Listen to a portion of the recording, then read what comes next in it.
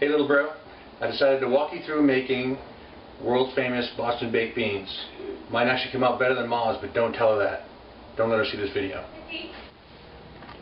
First we'll walk through all the things you're going to need to get out, to get started. Want a bowl for mixing, 1 medium onion, dry mustard, ground cloves, a regular brown mustard, Dijon, whatever you like. You can kind of mix up the flavors there. Plain breakfast sausage, no flavoring. Molasses, couldn't find blackstrap, but I would prefer that. Salt pork, of course, or like thick bacon ends I've tried, which are really good. Brown sugar. And I put in tomato paste. That's optional, it's not traditional, but I like the acidity of that. So you could use it or not use it. Definitely want some measuring spoons, a measuring cup. These are the beans that we've soaked overnight. We'll look at that in a second. The pot you're going to put them in. I'm actually using the liner of my slow cooker. You could make this in the slow cooker entirely, but I like to put it in the oven, though I like the volume of this slow cooker. And something to strain your beans with. Okay? So moving over to the beans. White beans, sometimes they're called navy beans, but any small white bean is good. And what we've done is soak them overnight. So you can see that this is full. When I put them in originally, it was about half of beans and all of water, and you can see they've doubled in volume and they get quite plump. And actually you can put your fingernail in, they're ready to roll. There's a quick method where people boil them for 2 hours. You could do all this in a day potentially, but I think you're cheating the flavor. Really, this is best to be a 3-day deal, because you want to soak them overnight first, do all of the prep and cooking, and then leave them overnight to serve the next day. So a total of 3 days, and you've got the best flavor you could hope for. We're going to start mixing things up. We're going to start with the dry stuff. So 1/3 of a cup of brown sugar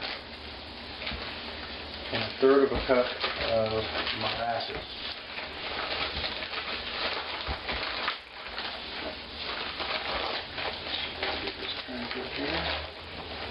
And you can eyeball this stuff, but I'll give you measurements just to sort of get started with. 1/3 of a cup of brown sugar, 1/3 of a cup of molasses,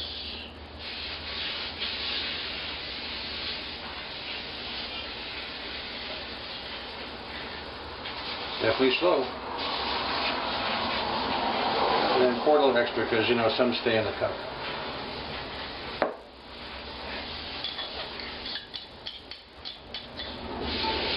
Okay. Ground clove. 1/8 of a teaspoon. You don't want a lot because this stuff is really potent. 1/8 of a teaspoon. Then some mustard. Brown mustard, and probably 3 or 4 teaspoons. And again, you can eyeball it, or tablespoons rather. You can eyeball it if you want. But we'll just go 1, 2, 3, 4.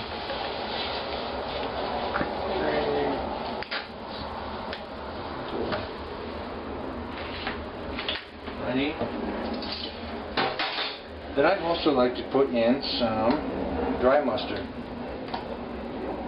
because I think it adds another layer of mustardy yumminess.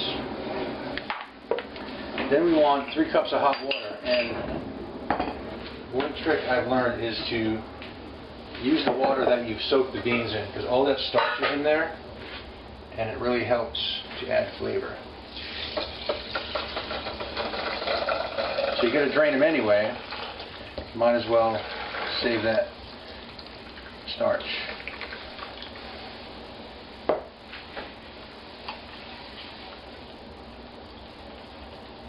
Okay, let's see what we got.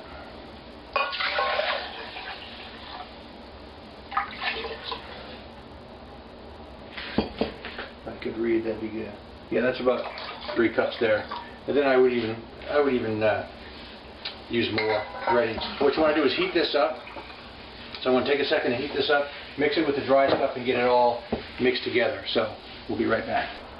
And we're going to pour about 3 cups into our mix here, saving a little bit because we might add some later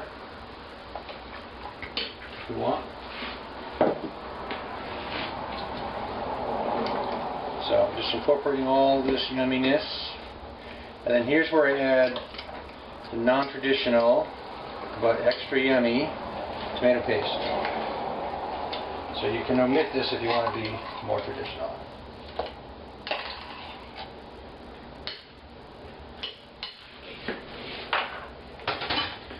Alright. Okay, now we're just going to layer it in the pot. So you got to chop up your two other ingredients, salt, pork, half-inch cubes, right? So half inch, and then because this skin is impossible to cut, I do the half-inch in both directions, and then just come down alongside the skin in the back.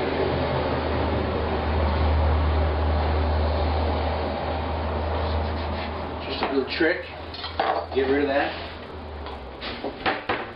and that way, you know, it breaks up into nice little cubes.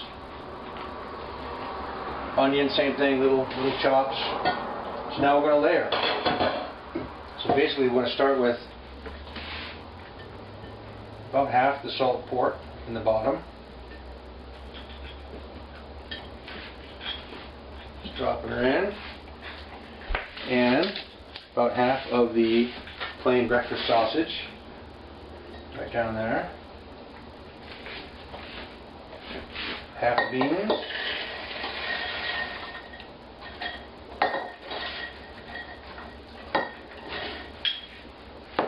Now in this middle layer, all of the onions.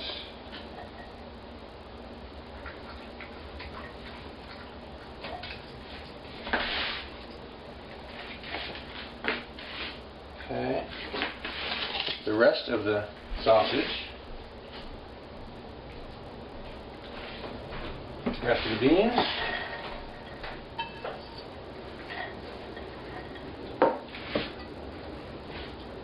And then the rest of the salt pork on top.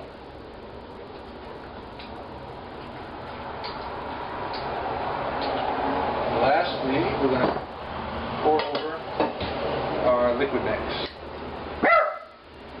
That's Rudy. He hates when I say liquid mix.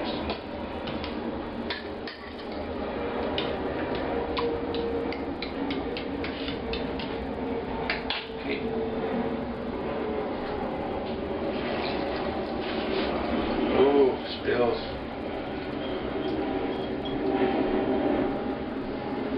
You know, we just use a little bit of this water. Get out the rest.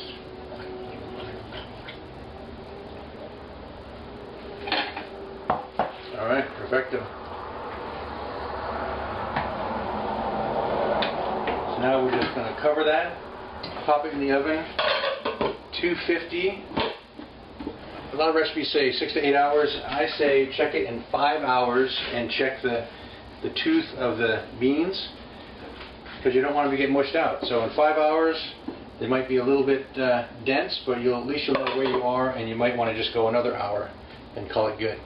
And then just rest it overnight. Bonus, since I'm making this anyway, for my little get together. So this comes from Amy's Grandma Nichols. Cucumbers and onions. So first thing, prepare cucumbers and onions. Onion halved and chopped into, 1/8" little half rings.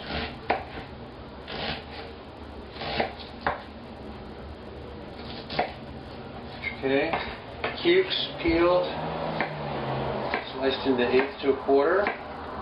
So I've got 2 medium onions and 3 cukes here, which is plenty for a pretty good crowd. I don't know, 6, 8 people.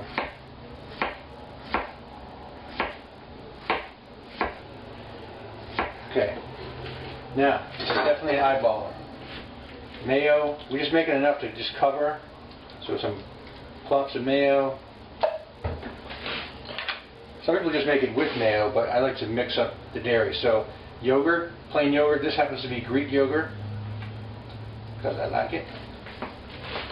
Sour cream. A couple pops of that. And then, to loosen it up, Ginger ale. Secret ingredient. Also good if you're making like a chicken salad. Ginger ale is a good mix. It lightens it up and gives it that sort of fuzzy and ginger flavor. Really nice.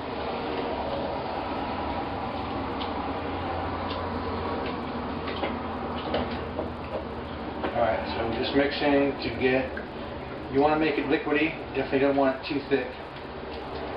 Because even though this is creamy, you try and make it light as a side dish. Ginger.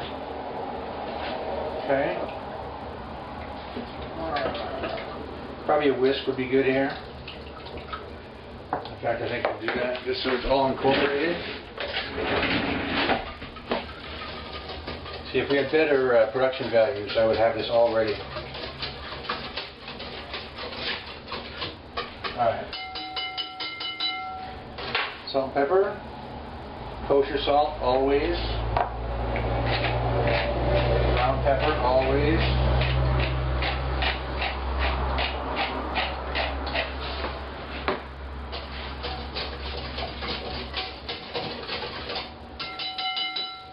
And that's it. So you just layer it in, onions, ukes, and this is when you'll figure out if you need more stuff, but you don't want it super soupy, so you just sort of make that call. You get those covered, add in the rest.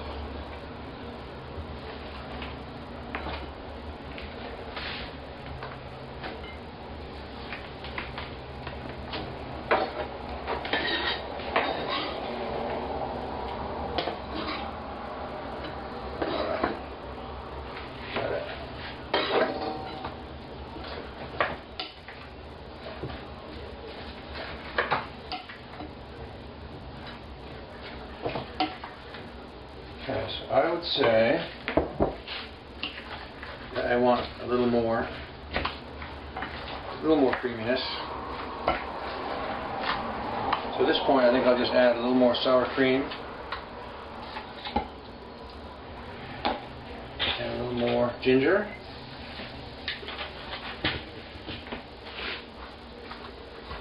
So get that mixed around.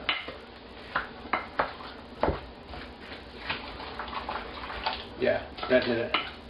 You can tell when it just flows a little bit more freely. Okay, then more salt and pepper. Okay, all done. All good and creamy. You just want to cover this up with plastic wrap.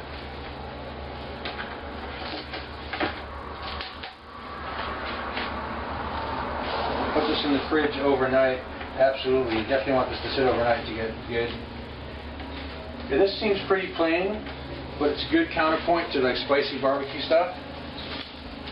You can also add stuff. I've put like fruit juice in here and add little other flavors, which you can do. But try it just plain first. It's really good. People love it, and you'll be surprised how much they love it. Okay, bye-bye.